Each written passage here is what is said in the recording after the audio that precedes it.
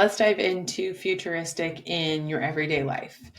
So, one of the biggest themes that I see pop up for people who have futuristic in their top strengths when it comes to life is their optimism. It's not just that you think about the future or paint a picture of the future, it's that more often than not, you're thinking about how the future can be better than it is today. And it seems like no matter how many times you've been knocked down or let down or disappointed or hurt, you always seem to come back with the same optimistic outlook on what's going to come next. Next time's going to be better. Next time it's going to look like this. And not just the positivity, but the excitement around it. And that is such a unique strength that you bring to the people around you as well as to your own being. You are probably an amazing partner or family member to dream and plan with. You likely are always down for a future-based conversation or for some long-term planning, especially when it's focused on somehow making your world or the world around you better than it is right now. Depending on your unique makeup of strengths, futuristic could show up as innovative thinking. It could show up as anticipating obstacles in the future. It could be more around being open and flexible to change, et cetera, et cetera. But all of these things can really be assets to you in your home life, extracurriculars, relationships, et cetera.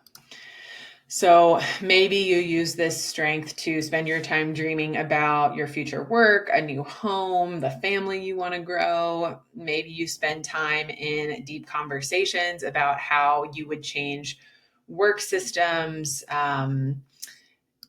communities, government, etc., all in an attempt to build a better world.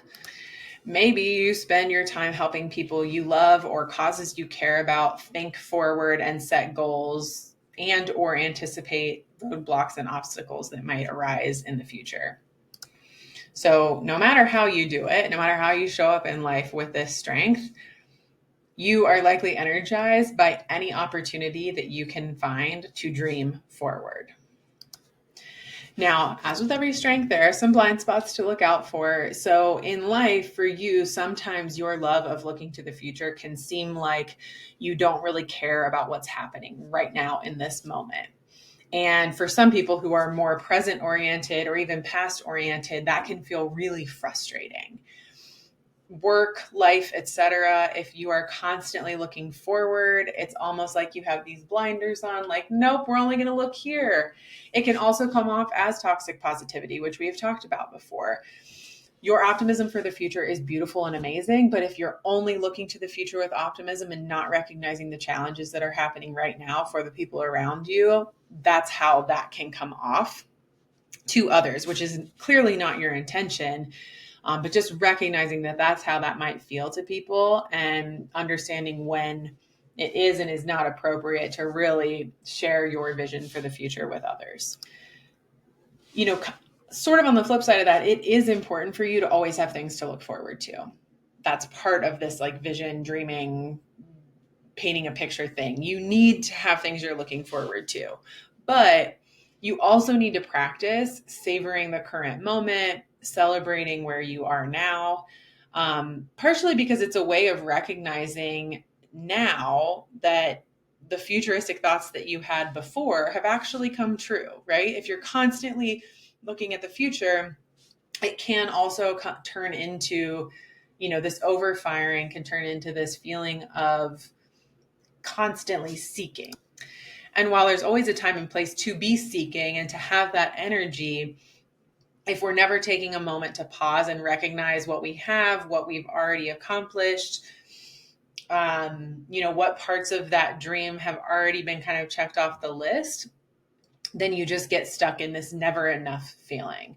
So creating some sort of maybe gratitude practice or grounding practice that just kind of gets you into the moment and helps you recognize what you have now that is good And then you can continue dreaming about an even better future. But let's not dream about a better future at the expense of what might be a good present moment. So hopefully this paints a little bit of a picture for you of what this strength can look like in your life outside of a work environment. Obviously, anything I say in the work section can be translated into life, and anything I say in the life section can be translated into work, but I like to split them out just to give some different perspectives depending on the strength. Now let's talk about some tips and tricks for Futuristic in the next video.